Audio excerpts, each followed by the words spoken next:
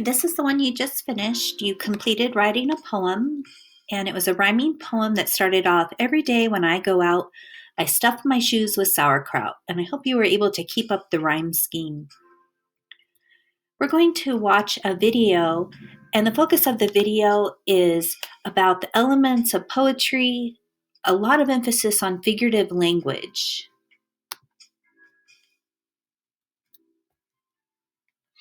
Meet Will, a youngin' with an old soul, an MC who wants to be the next to blow. Imagine he's in a dark room in Manhattan, scrapping, scribbling on napkins, trying to make a living on rapping. What skills he lacked him, nobody thought that it would happen. Until one day, Will switches his style, gets deep in his wordplay, gets witty and wild. He used to sound so embarrassing, now people the metaphors and comparisons. His life is a highway, but he confessed he has a plan but needs a GPS. He's using references and illusions, a lyrical Houdini, creating illusions. Dolphins in 72, he won't lose. Up by the first alarm, he's not snoozing. You'll be amazed by every phrase. He will come correct with the wordplay, literal lines that block his way. He will come correct with the wordplay. You'll be amazed by every phrase. He will come correct with the wordplay, literal lines that block his way. He will come correct with the wordplay. Comparing with like or as, he's dropping similes, taking little steps like a centipede. He's sharp like a laser, sharp as a razor.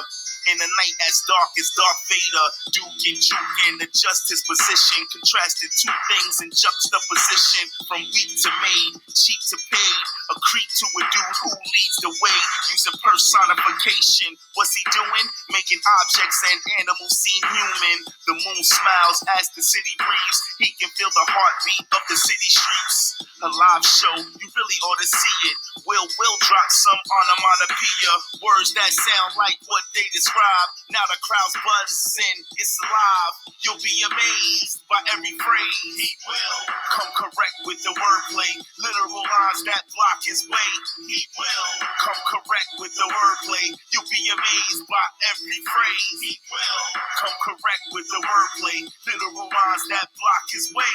He will come correct with the wordplay. Will he exaggerate, use hyperbole? He's the best ever at it, so certainly with assonance, vowel sounds he's repeating. He seems the least beat in any season. His fans are legion. All the boneheads who bring beef leave with lots of lyrical lesions. That's alliteration. Same sound sentence. It's common sense. He's calm with the confidence, using irony, opposite meaning. His lines hit as soft as iron. Believe him. Good with the puns and the wordplay. Oh my, going deep in double meanings like they were a coal mine. Will skills are sick like ERs. You heard of this? Get hit and you'll see stars like Copernicus. If you only have one chance to shine, you better get up, get out, and go wild. Okay, one of the elements of figurative language that was in the video was alliteration, and that's our vocabulary word for today. Alliteration is the repetition of consonant sounds, particularly at the beginning of words. The example has a sentence. It is, "I have heard how hedgehogs hog the hedge," and then it identifies several beginning sounds that have the "h" sound.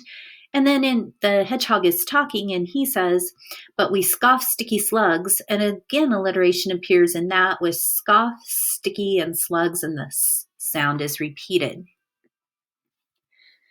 In this next video, we're going to meet a poet named Amy Ludwig Vanderwater, and she uses a strategy of rolling dice to give her random words that she must use in her poems. And the poem that she's writing today focuses on alliteration. And just from her talking, you'll be able to tell that she's been writing poems. She has a little trailer that she goes into where she writes her poems. It's like a little camper. And she's been doing this every day for National Poetry Month. And this happens to be one from last week that we're watching now.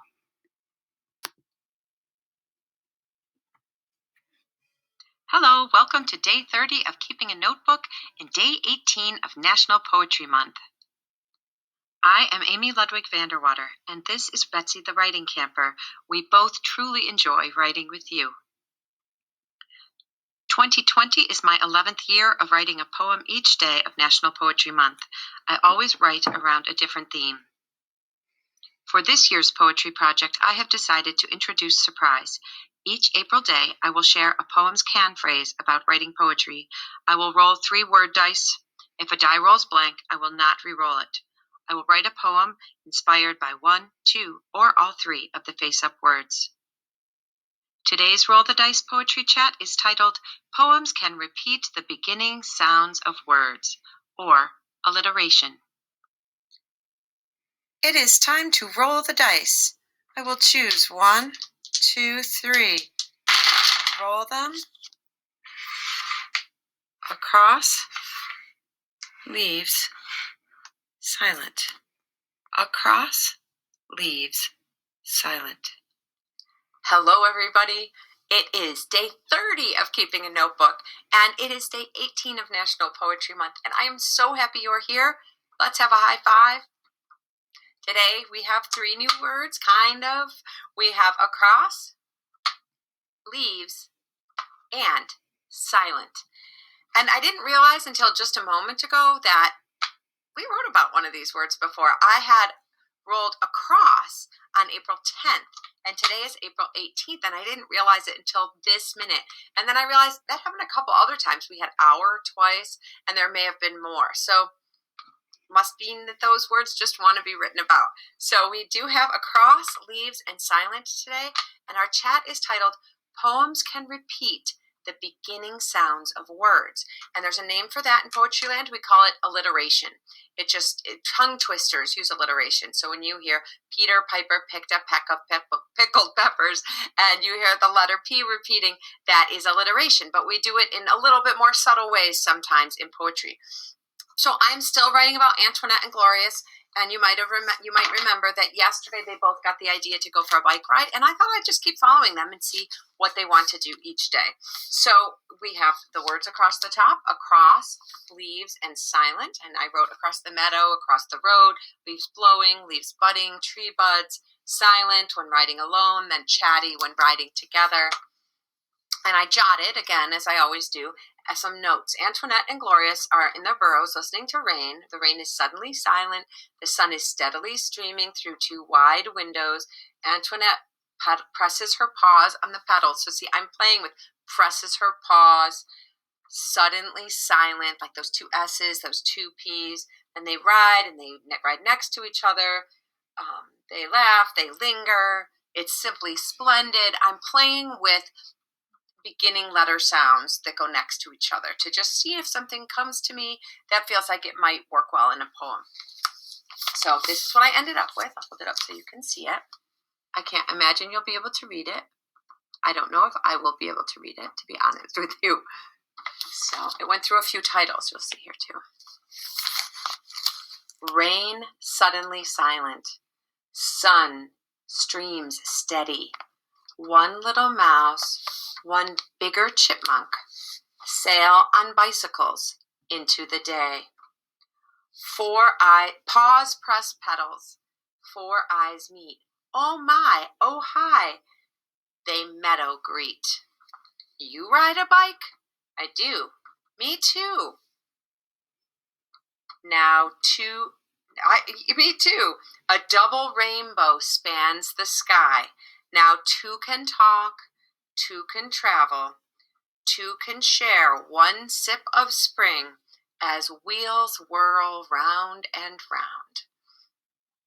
So I wanted sip of spring, wheels whirl. I thought about writing wheels turn or wheels go, but then I thought, what might go with that? And I again used that tool Rhyme Zone to not find a rhyming word, but to find a word that means the same thing. So a synonym.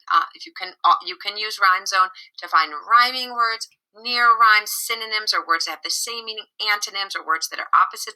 It's a really helpful tool. Or a paper dictionary, rhyming dictionary, or regular dictionary also. All these tools are useful to us as writers. So I decided in the end for now to call it From 2 Directions, because I want to make clear that Antoinette is in her burrow and Glorious is in his burrow, and they both decide to take a bike ride, and they both meet up and chat and ride along side by side. And that's kind of a nice thing to be able to do these days, to ride a bike or to take a walk side by side with a little distance in between. They'd only need 6 inches, as I mentioned before, while we are taking 6 feet. So this is the work for today that I did, thinking about alliteration or how poems can repeat the beginning sounds of words. And it was wonderful to see you. I hope that you have a good next day, 2 days, whatever it is, until I see you again. And happy writing. Happy day 18 of National Poetry Month. It's a delight to travel this journey with you. Take care. All right, the next poem that you're going to write is an alliterative poem, and we're going to copy Amy Ludwig van der Water's style, where she rolled the dice to get words, but you're going to use an emoji generator to get words. So you'll use the emoji that appears to start your poem, and a new emoji will appear when you continue your poem with that emoji. And then you'll keep going. I want to show you the emoji generator. When you click this link, it will take you to a different website of emoji prompts, and it brings you up with one automatically. And if you don't like it, you can click start over and it will bring you a different one. And then you need to pick 3. So once you get one, then you'll do and then. So these would be my 3 emojis that I would have to use in my poem: the surfer, the ice cream bowl, and the bear. After you have selected your 3 emojis, then you'll go back to your slide, and up here you'll use the drawing tool it's called the scribble tool, and you will sketch it. So I'd sketch like a little surfboard and maybe a wave. Over here I could sketch the ice cream in the bowl, and then over here the little bear.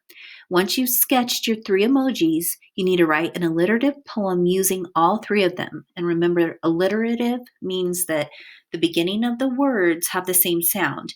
It doesn't mean that every word has to start with the same sound, but most of them will need to. You're going to stop the video now, and you'll go to the emoji generator to get your 3 emojis, and then you'll complete this slide by sketching and writing your poem. And then when you're finished, you'll go on to the next slide and you'll press play to continue the videos.